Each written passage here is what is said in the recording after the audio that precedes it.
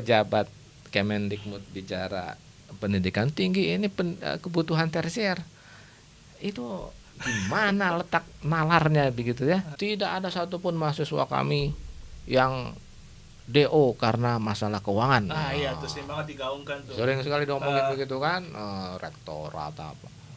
Di kampus kami banyak beasiswa. Pemeringkatan kampus lah, ya pemeringkatan internasional, publikasi Scopus, bebasin itu. Ya, itu merusak. Gitu. Assalamualaikum Pak Yusuf. Waalaikumsalam warahmatullahi wabarakatuh. Makasih banyak nih udah hadir di podcast kali ini.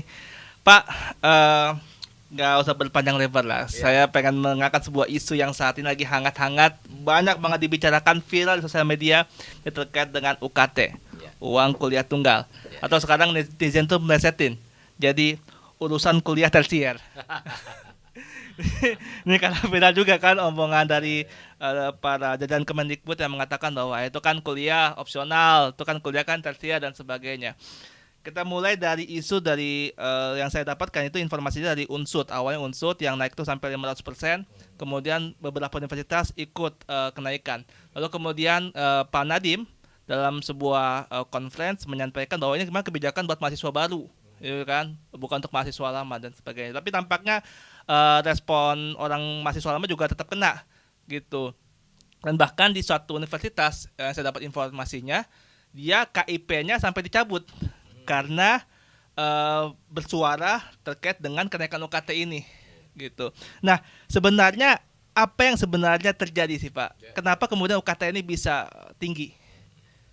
Ya, jadi sebenarnya ya ini kan sudah lama ya terjadi ya, bahwa biaya kuliah di kampus negeri itu semakin meningkat dari waktu ke waktu gitu.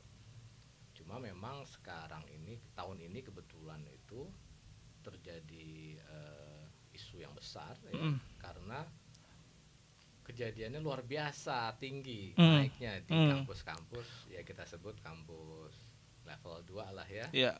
Di Unsut, di Unri begitu ya, di beberapa daerah yang lain begitu. Padahal sebenarnya di kampus-kampus negeri yang top 5 lah gitu ya, top 10 itu di UI, ITB itu juga udah terjadi dari tahun-tahun lalu bahkan gitu. Udah mulai naik Pak ya. Cuma mungkin naiknya lebih pelan-pelan. Iya, gitu. Itu yang nggak kerasa ya. Gak banyak menimbulkan sorotan. Iya. Dan mahasiswanya juga mungkin juga kurang ininya, suaranya tenggelam begitu. Padahal sama naik juga semua. Jadi ini sebenarnya rata, gitu. Terjadi di hampir semua kampus negeri begitu. Nah, kalau kita telusuri ya, kenapa ini bisa terjadi? Ini sebenarnya akarnya panjang. Ya, ini bermula dari pasca krisis 97. Di pasca krisis 97, pemerintah itu punya cita-cita besar ingin menjadikan kampus-kampus negeri ya, terutama itu menjadi kampus yang unggul. Cuma di sisi lain APBN itu benar-benar udah nggak bisa nopang ya. Pasca krisis itu kan kita beban krisis luar biasa besar ya. APBN pendapatan benar-benar terbatas begitu.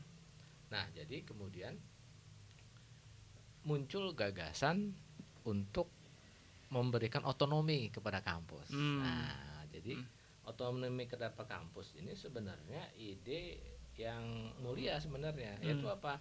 Bahwa kampus itu sebagai pusat ilmu pengetahuan seharusnya independen dari pemerintah. Jadi logis dong, wajar dong ya, bahwa misalnya kebebasan akademik misalnya, kan omong kosong kalau kampusnya dipegang kepangkatannya, pendanaannya gitu ya. Mana mungkin itu rektor, dekan bisa ngomong secara bebas gitu kan. Jadi kebebasan akademik dan seterusnya itu nggak akan bisa jalan kalau tidak ada otonomi kampus. Jadi sebenarnya gagasannya bagus, otonomi kampus. Nah, cuma ketika kemudian ini dikaitkan dengan pendanaan begitu, kemampuan kampus saat itu bahkan sampai sekarang ya masih banyak yang terbatas begitu.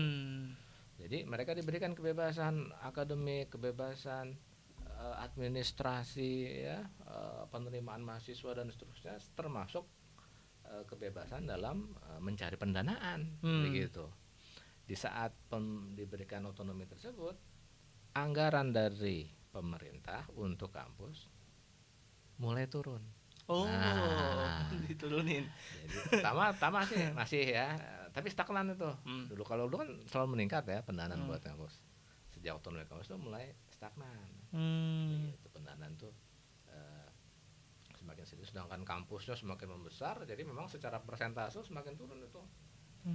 Jadi kalau dulu sebagian besar pendanaan kampus negeri ya, ini kampus negeri kita bicara ya, PTN ya, itu berasal dari APBN ya. Maka kalau sekarang hari ini kita lihat struktur keuangan dari kampus-kampus PTN itu sebagian besar justru bukan dari APBN lagi. Ya kalau dulu kasarnya 80-20 itu 80 dari APBN gitu ya, 20 mereka dari Mandiri. non APBN. Yeah. Kalau sekarang kebalik. Dari APBN tuh kira-kira kisaran cuma 20-an lah. 80 tuh harus nyari sendiri gitu. Oh, kecil banget. Jadi sebenarnya akar dari dari UKT mahal di PTN ini ya, itu sebenarnya adalah lemahnya politik anggaran terhadap kampus, terhadap PTN begitu. Bahwa otonomi itu sebenarnya sebuah hal yang wajar seharusnya. Otonomi kampus itu emang harus dong, kampus itu harus mendapatkan otonomi. Iya, harus merdeka. Tetapi otonomi kampus itu bukan berarti kemudian pemerintah lepas tangan dari kewajiban untuk membantu memberikan pendanaan bagi PTN. Harusnya begitu gitu loh. Cuma ini dari awal dilekatkan terus, kan otonomi, ya udah dong, mandiri dong gitu. Ini akar masalah itu di situ. Gitu. Yang sebenarnya ini gagasan ini kemudian melahirkan dulu itu pertama kali itu apa yang kita sebut sebagai PTN BHMN.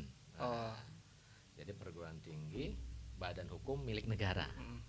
Jadi dulu ada tuh istilah UI BHMN misalnya ya IPB, UGM, ITB juga sama BHMN. Tuh BHMN, badan hukum milik negara. Nah kemudian tapi undang-undangnya waktu itu dibawa ke MK, itu sekitar tahun 2009-2010 tuh, ya, dan MK dibatalin. Ini nggak sesuai dengan UUD 45 gitu, karena tendensinya kemudian adalah komersialisasi pendidikan. Begitu. Otonomi kampus ini dengan undang-undang Sisdiknas saat itu ya, itu tendensinya ke arah komersialisasi pendidikan gitu. Akhirnya saya lupa yang mengajukan siapa gitu ya, dibawa ke MK, batalin sama MK. Nah udah selesai tuh sebenarnya urusan gitu ya, cuma kemudian kan terjadi kekosongan hukum ya untuk PTN yang terutama yang BHMN ini ya, badan hukum milik negara ini. Kemudian muncul undang-undang lagi,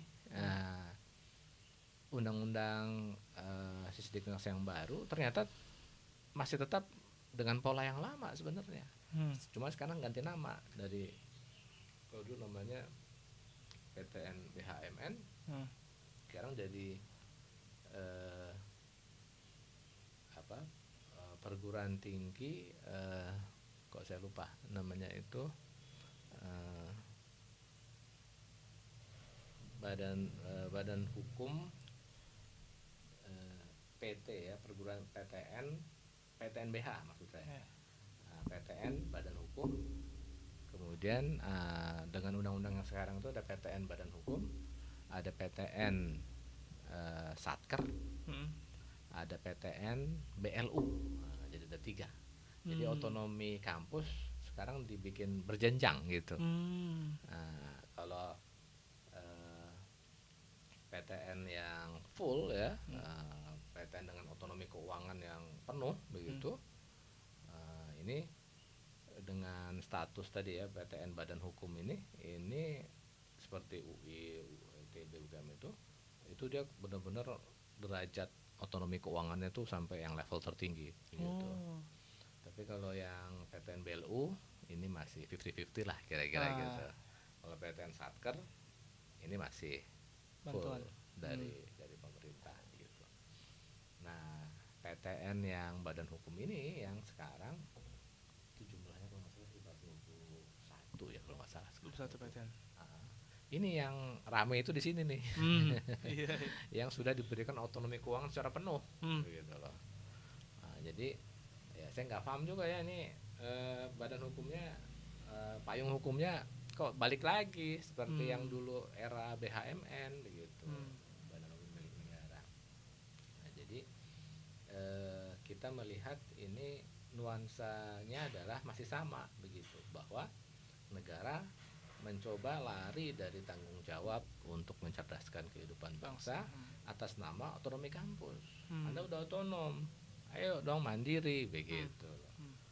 Pemerintah sebenarnya masih ada pendanaan untuk kampus, namanya BOPTN, bantuan operasional untuk PTN. Itu betul, memang kampus-kampus masih ada, termasuk kampus yang tadi ya, yang sudah full otonomi keuangan ya, masih tetap mendapatkan bantuan operasional. Tapi ini terbatas, nggak banyak. Tadi tuh kira-kira kasarnya ya 20-80 lah ya, bantuan pemerintah itu terbatas, bantuan dari APBN. Dan peruntukannya ini kebanyakan adalah untuk mengejar status sebagai kampus terbaik ranking dunia lah kira-kira ya. World Class University. Jadi semua kampus PTN tadi itu didorong agar menjadi World Class University. Jadi skemanya macam-macam itu. Ya, misalnya publikasi didorong agar semua kampus memiliki publikasi sebanyak mungkin di jurnal terindeks Scopus misalnya begitu. Nah, ini atau akreditasi internasional gitu kan.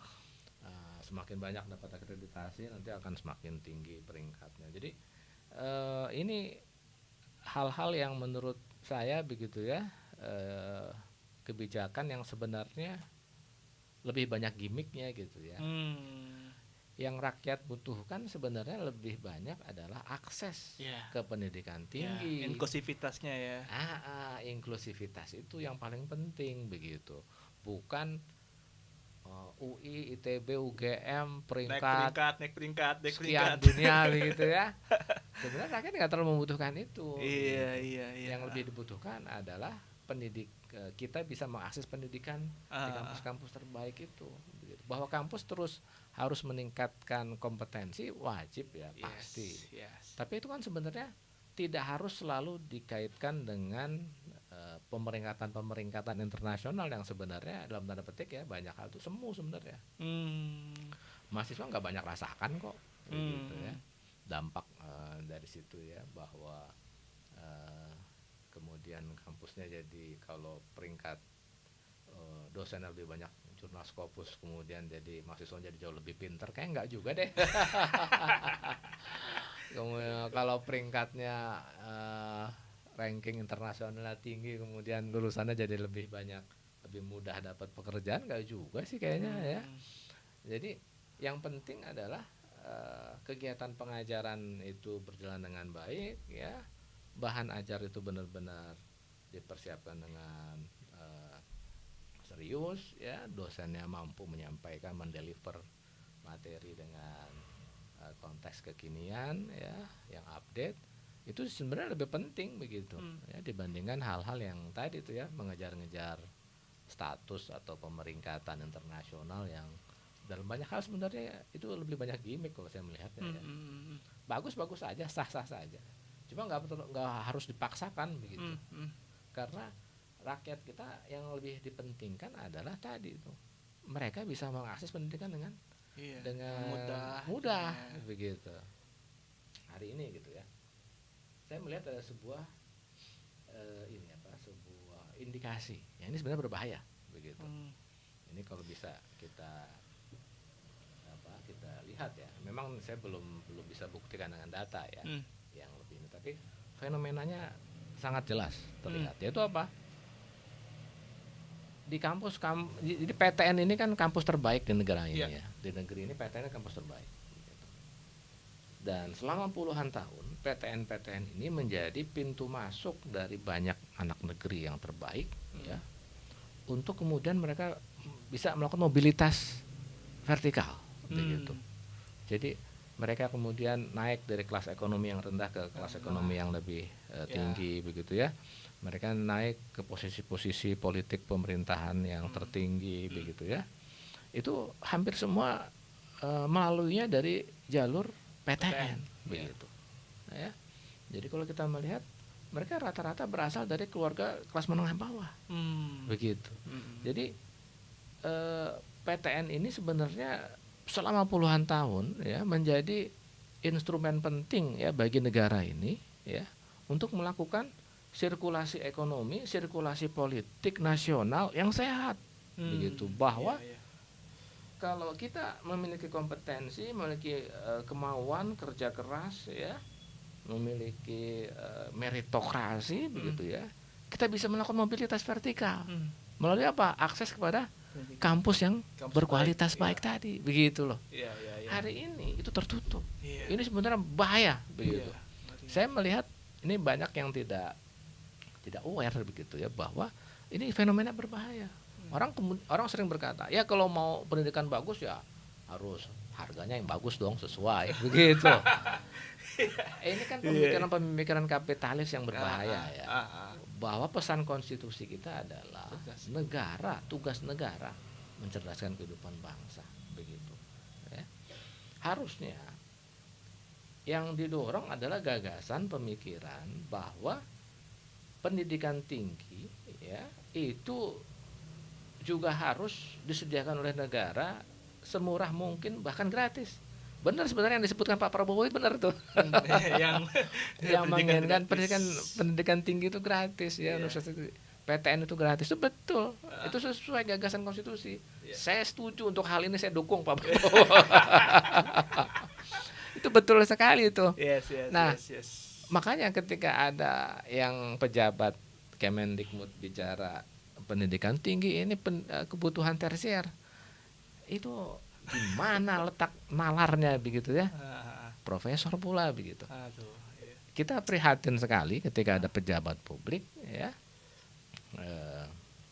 dari kampus lagi asalnya ya memiliki pendidikan gelar akademik tertinggi mengatakan bahwa pendidikan tinggi ini kebutuhan tersier. Ini benar-benar pernyataan yang ahistoris begitu, asosial juga begitu ya.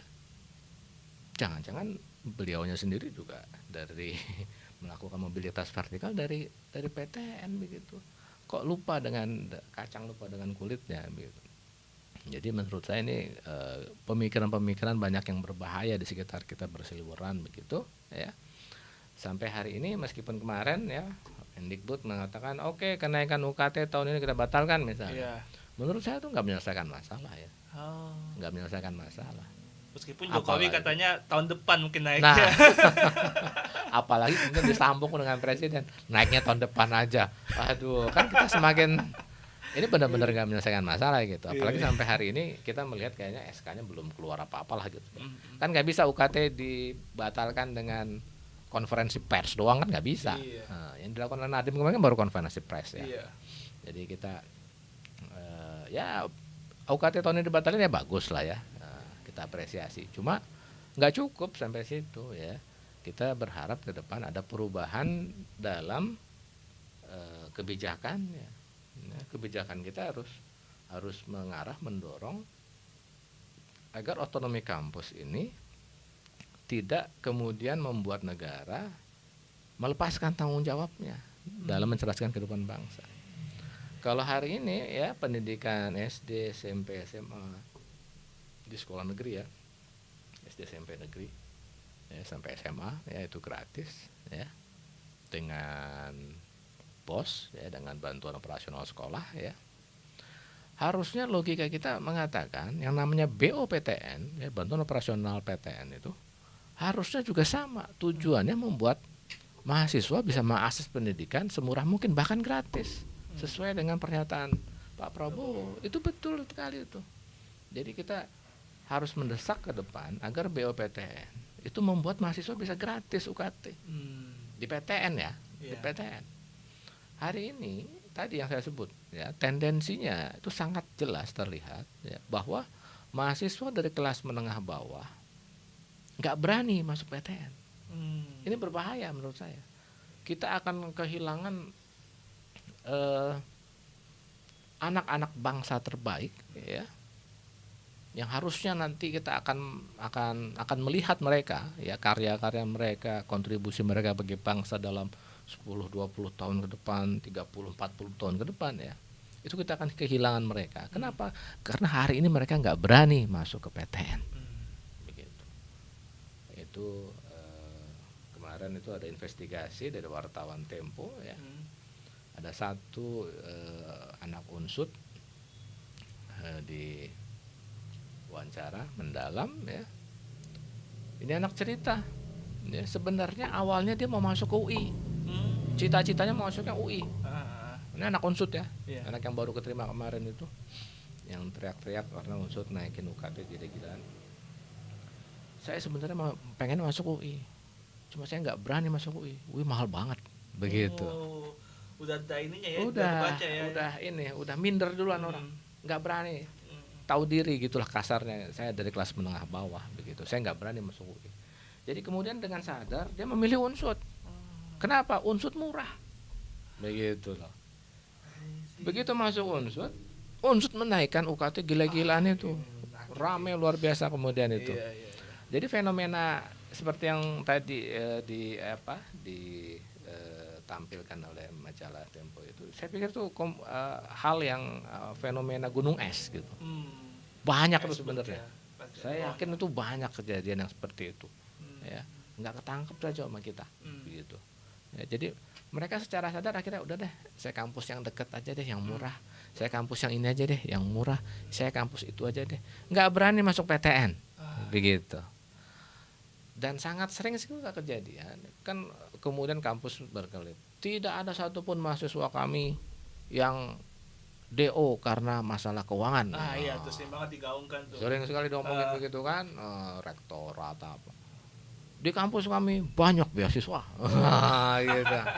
Iya. Ya, ini sah-sah saja, ya, bagus, itu kebijakan bagus, ya. Tapi itu tidak menutup fakta bahwa banyak tadi tuh yang dari awal sudah tersingkir duluan.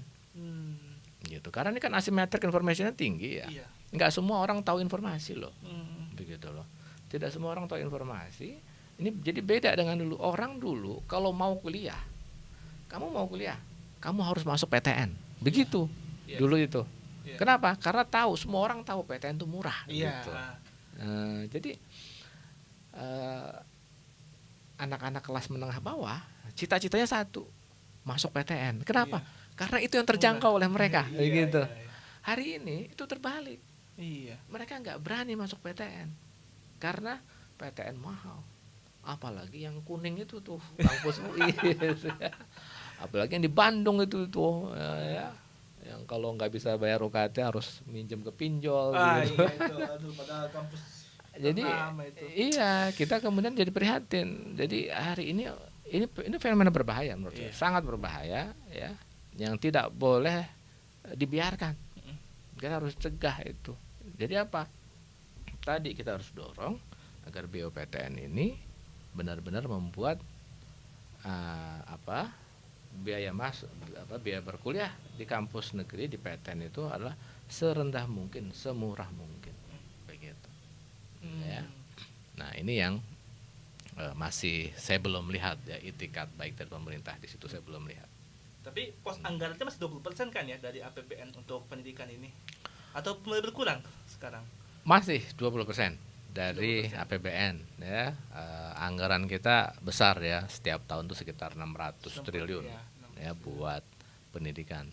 Cuma memang kan sebagian besar anggaran itu sebenarnya habis untuk gaji guru, gitu.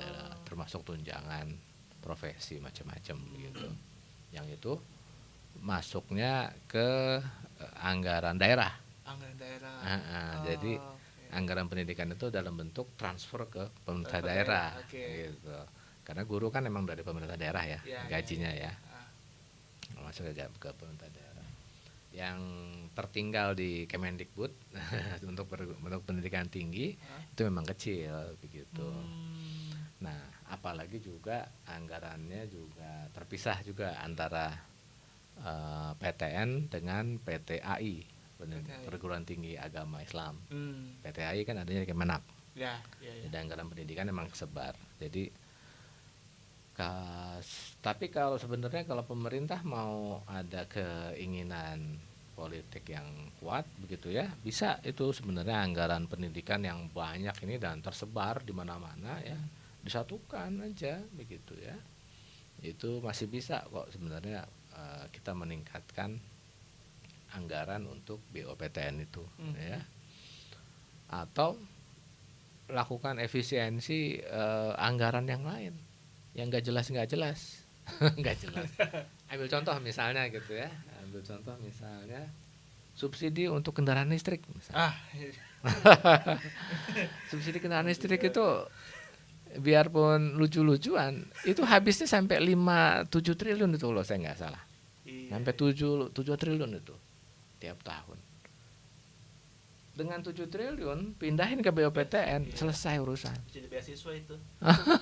Malah jangankan UKT gratis, kasih beasiswa juga masih bisa itu dengan anggaran segitu.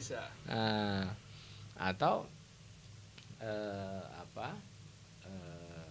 jadi kan pemerintah berkilah, kita udah ada kok bidik misi, KIP kuliah. Bidik misi kan sekarang ganti nama. Ini saya juga sebel gitu kan ya. Pemerintahan sekarang senang ganti-ganti nama gitu.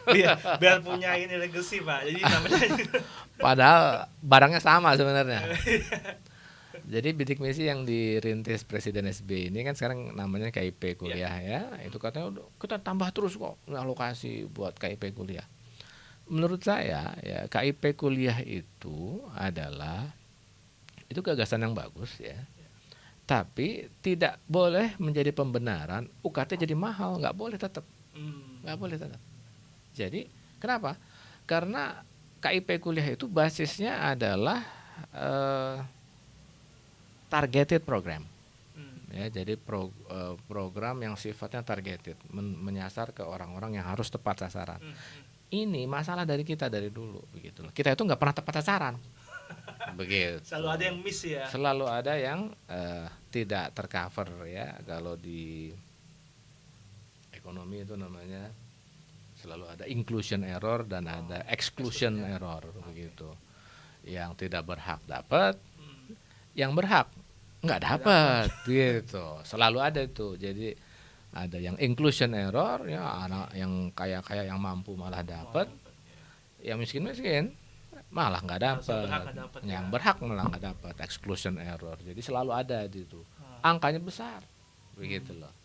Jadi selama kita nggak punya sistem pentargetan yang baik, ya selalu banyak salah sasaran.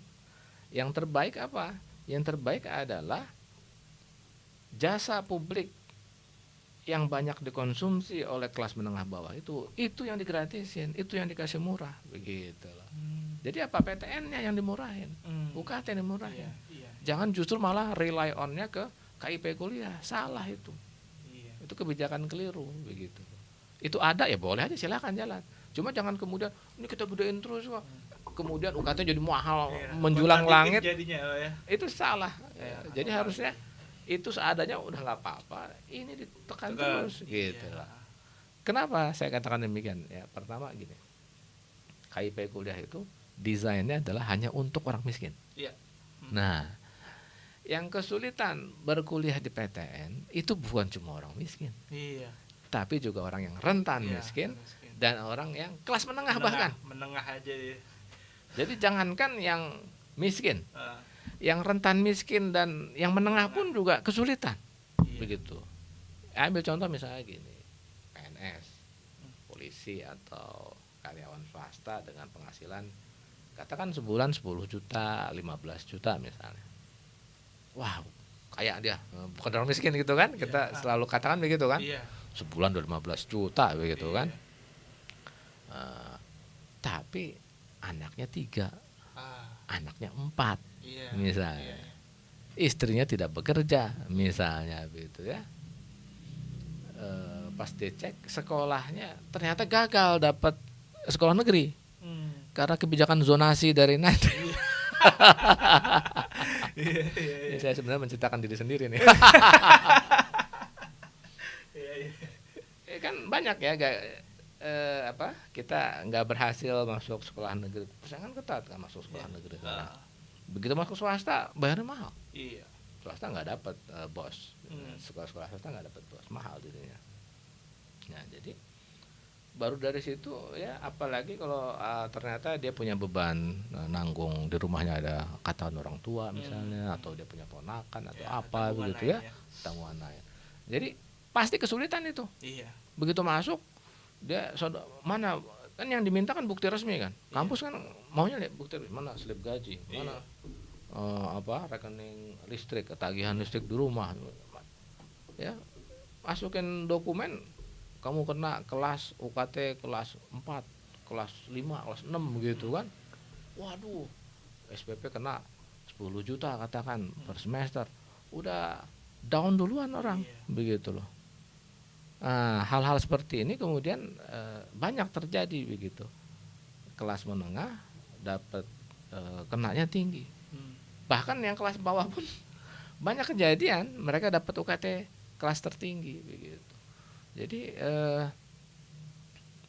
udah begitu nggak dapat pula KIP kuliah begitu. Kan ngenes jadinya. Jadi desain KIP kuliah itu hanya untuk orang miskin. Kelas menang nggak pernah dapat. Jadi dengan desain sekarang kelas menang tuh nggak pernah dapat. Kelas rentan miskinnya seringkali loss itu, exclusion error itu tinggi, banyak nggak kena juga. Yang dapat malah kebanyakan tadi tuh politisi-politisi anggota DPR yang bagi-bagiin KIP kuliah. Ya buat konstituennya aja itu. Nggak kuru-kuruan ini KIP kuliah ini begitu. Sebenarnya program bagus kalau kita bilang, namanya juga ngasih beasiswa buat orang kuliah, itu pasti program bagus. Cuma masalah tadi ini mengharuskan adanya targeted program. Ini kan targeted program ya, dia mengharuskan program pentargetan yang sempurna. Di kita tuh buruk sekali dari dulu gitu. Jadi yang terbaik apa sekarang ini, sampai sekarang kebijakan terbaik adalah membuat PTN-nya jadi murah. Gitu. Naikkan BOPTN dan bebaskan BOPTN dari target-target pemeringkatan kampus lah, ya, pemeringkatan internasional, publikasi Scopus, bebasin itu. Ya, itu merusak gitu. Jadi dosennya nggak tambah pinter gitu ya. Cuma gaya-gayaan aja di Scopus.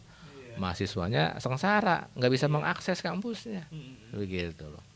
Jadi tinggalkan hal yang semu seperti itu, kembalikan saja suasana akademik seperti dulu, ya, di mana dosen ya dijamin, yang penting dijamin kesejahteraannya, didorong untuk mempersiapkan perkuliahan, pengajaran dengan baik mungkin, ya, sebaik mungkin.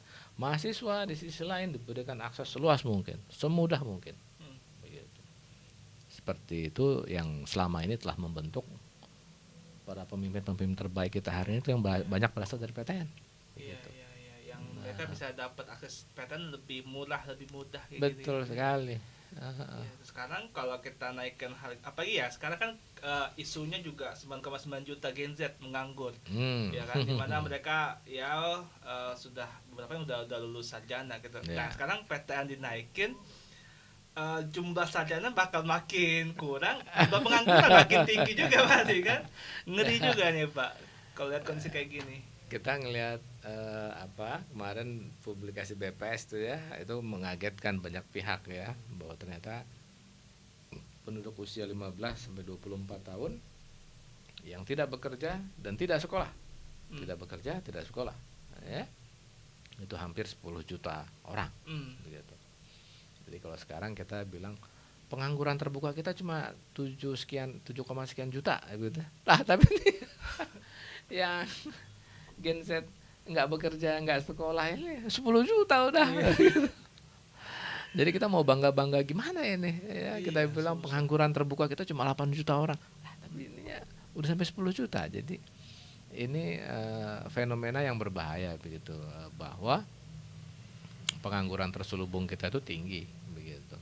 Nah, ketika mereka tidak mendapatkan, ini salah satu penyebab utama apa menurut saya adalah ketidakmampuan mereka untuk mengakses pendidikan yang bermutu dengan harga yang terjangkau begitu. Nah, kalau kita melihat begitu ya, kita itu mendapatkan bonus demografi itu sejak 2012-an, 2012, 2013. Nah, puncak bonus demografi itu 2020 sampai 2030. Nah, jadi sekarang kita 2024, kita nih lagi di puncak bonus demografi nih. Ketika puncak bonus demografi itu seharusnya kita benar-benar concern dengan mencetak tenaga kerja dengan kualitas terbaik, begitu. Jadi fenomena hari ini sangat menyedihkan, begitu.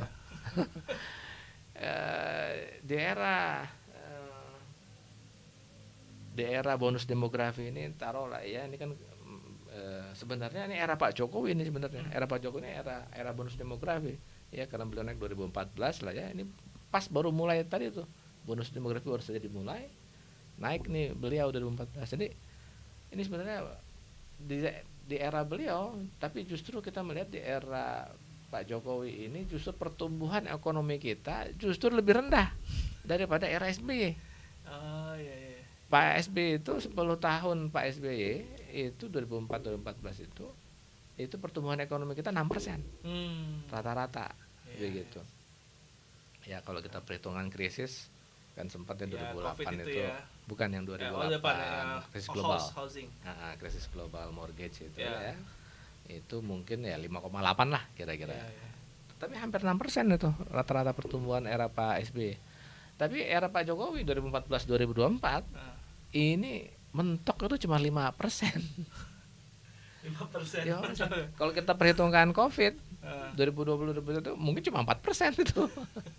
Jadi ini menyedihkan begitu. Justru harusnya di era bonus demografi itu justru pertumbuhan ekonomi lebih tinggi. Harusnya 7%. Jadi ketika beliau 2014 itu bilang target pertumbuhan ekonomi 7%, itu bukan sombong, itu memang seharusnya. Iya, udah ideal. Karena itu di era bonus demografi. Gitu loh. Makanya ketika sekarang jalan ternyata cuma 5%, itu menyedihkan sebenarnya. Gitu loh. Ya gitu, itu udah nggak kita hitung lah yang COVID, memang tuh eksogen lah ya. Kita hitung yang non COVID deh gitu ya, itu cuma 5%. Gitu. Jadi ini menyedihkan sebenarnya. Jadi fenomena UKT tinggi ini semakin memperburuk begitu loh. Jadi sangat mengkhawatirkan sebenarnya. Betul tadi yang disebut Mas Dendi ya, ini mengkhawatirkan sekali begitu loh, bahwa dengan kondisi kita seperti ini kita justru semakin mempersulit generasi muda untuk mendapatkan pendidikan berkualitas, gitu loh. Semakin yang akhirnya bisa terus eksis, akhirnya mekanisme pasar. Yang punya duit aja yang kuat yang bertahan. Ini kalau di UI nih ya. Jadi sekarang joknya itu kampus kita sekarang tambah padat ya, tambah suka macet. Gak ada banyak mobil ya. Gak ada banyak mobil.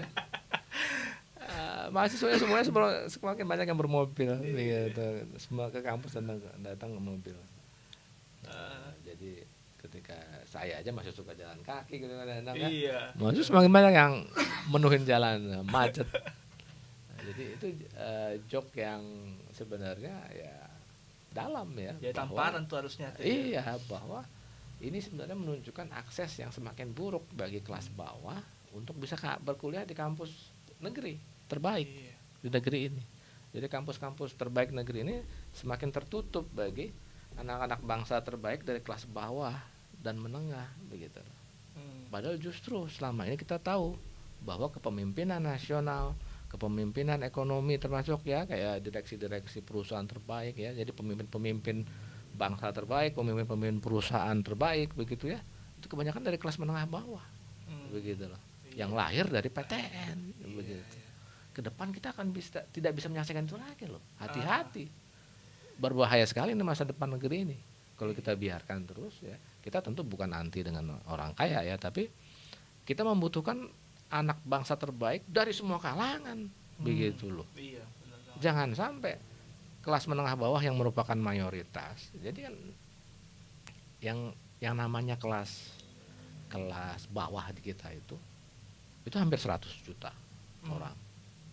Ya, ini yang kelas miskin dan rentan miskin itu hampir 100 juta. Kelas menengah kita yang biasa kita sebut kelas menengah itu sekitar 130-an juta. Begitu. Ya. yang bisa kita sebut kelas atas gitu ya, yang benar-benar ekonominya mapan lah gitu ya, itu paling cuma sekitar 40-an juta begitu. Jadi bayangkan kalau kita mengabaikan hampir sekitar 230-240 juta penduduk negeri ini ya, talenta-talenta terbaik dari hampir sekitar 80% penduduk negeri ini kita abaikan. Gimana kita mau menatap masa depan Indonesia emas 2045 begitu kan? Ini kan menyedihkan begitu, fenomena berbahaya ini, sangat berbahaya. Saya khawatir banyak yang tidak aware gitu loh, bahwa dengan tertutupnya akses kelas menengah bawah ke depan ya, kita akan kehilangan iron stock terbaik bangsa di masa depan ya, yang akan kita lihat nanti 10-20 tahun ke depan. Berbahaya sekali, sangat berbahaya. Iya, dan ini menjadi PR khususnya pemerintah ya, yang harusnya bisa memberikan sebuah ruang lebih banyak untuk pendidikan ini, karena kan jadi concern banget ya. Di Vietnam 20% juga tuh dia juga menyisihkan APBN untuk pendidikan, tapi lebih maju, lebih punya kualitas. Tapi Indonesia nampaknya ada kekurangan terkait dengan investasinya di bidang pendidikan gitu. Jadi PR besar buat pemerintah untuk bisa mengolah pendidikan lebih baik, dan kita berharap ini jadi didengar ya, didengar dan bisa dipertimbangkan. Mudah-mudahan. Sampai ada suara-suara kayak pendidikannya tersier, pendidikan tinggi tersier. Kalau tersier kenapa untuk mengakses ekonomi yang lebih tinggi harus minimal S1, harus minimal pendidikan tinggi? Ini kan yang agak-agak mengkhawatirkan Pak ya. Betul sekali. Oke Pak Yusuf, kita udah sampai ke puncak ya. Waktunya udah cukup lama kita ngobrol, udah sekitar 40 menit obrolan kita terkait dengan UKT. Ada satu pesan yang mau disampaikan nggak Pak terkait dengan kondisi saat ini? Ya, jadi terkait dengan kebijakan di pendidikan di PTN ini ya, menurut saya otonomi kampus harus terus dijalankan dengan tidak meninggalkan tanggung jawab negara dalam memberikan akses pendidikan dan upaya mencerdaskan kehidupan bangsa. Kemudian bahwa kampus merasa berhak ya untuk meminta peserta didik ikut menanggung biaya pendidikan, menurut saya itu wajar ya. Tapi seharusnya tidak boleh dalam skema yang berbentuk kewajiban begitu ya. Misalnya kampus lebih mendorong ya hal-hal yang sifatnya sumbangan, sukarela ya. Hal-hal yang sifatnya misalnya dana abadi begitu ya. Banyak sebenarnya opsi-opsi yang bisa ditempuh begitu ya. Kemudian banyak yang masih juga berkira kalau anak orang kaya masa nggak boleh bayar SPP mahal begitu. Menurut saya ini juga sebuah kekeliruan ya. Kalau anak orang kaya masuk PTN nggak boleh. Anak orang kaya kan harus bayar mahal. Di kampus PTN murah. Nggak juga, boleh kok ya. Mereka juga bayar pajak kok begitu. Jadi kalau kita membuat PTN itu murah, bukan berarti kemudian ini nggak adil, orang kaya jadi bayarnya murah, nggak begitu. Logikanya adalah ya anak-anak terbaik bangsa harus mendapatkan pendidikan terbaik ya di kampus negeri seluas mungkin begitu. Bahwa nanti mereka diminta untuk tadi ya kontribusi lebih besar, silahkan saja. Tapi dalam skema-skema tadi yang sifatnya voluntary gitu ya, sukarela ya, entah dengan sumbangan sukarela, entah dengan dana abadi, macam-macam itu banyak bisa didesain gitu. Kemudian ya pemerintah sebenarnya punya ruang fiskal. Ini juga penting untuk kita tekankan bahwa ruang fiskal itu masih sangat terbuka, begitu ya. Entah dari tadi ya misalnya subsidi kendaraan listrik bisa dihemat atau bahkan bisa dihapuskan ya. Karena sekarang kita masih 60-70% PLTU kita pembangkit listrik kita itu PLTU batubara gitu ya. Semula itu ya. Transisi energi yang semu seperti itu. Kemudian kartu prakerja misalnya itu anggaran itu sekitar 5 triliun loh setiap tahun. Dulu bahkan sampai 10-20 triliun begitu. Itu mahal sekali ya untuk hasil yang nggak jelas. 5 triliun dipindahkan ke BPTN, selesai nih masalah. Jadi sebenarnya ruang fiskal tuh banyak, masih cukup begitu loh. Ini hanya yang ada adalah lemahnya keberpihakan, lemahnya politik anggaran begitu ya. Jadi jangan bilang kemudian kita udah alokasikan 20% kok, kita sudah maksimal. Itu menurut saya upaya-upaya justifikasi yang tidak bertanggung jawab begitu. Dan kemudian kita harus meletakkan ya bahwa pendidikan tinggi ini tidak boleh kemudian kita serahkan ke mekanisme pasar. Itu juga berbahaya sekali. Ya, pemikiran gagasan yang berbahaya ya. Atas nama ini kebutuhan tersier lah begitu ya. Bahwa ini yang mengakses kebanyakan orang kaya lah dan seterusnya ya. Ini tidak bertanggung jawab begitu. Bahwa mencerdaskan kehidupan bangsa adalah tugas negara ya. Tidak boleh kemudian pendidikan itu, apalagi ini pendidikan tinggi ya, diserahkan sepenuhnya ke mekanisme pasar begitu. Negara tetap harus bertanggung jawab, terutama di PTN ya. Jadi setidaknya kalau belum mampu menolong kampus-kampus swasta, setidaknya kampus negeri itu benar-benar harus dibebaskan ya.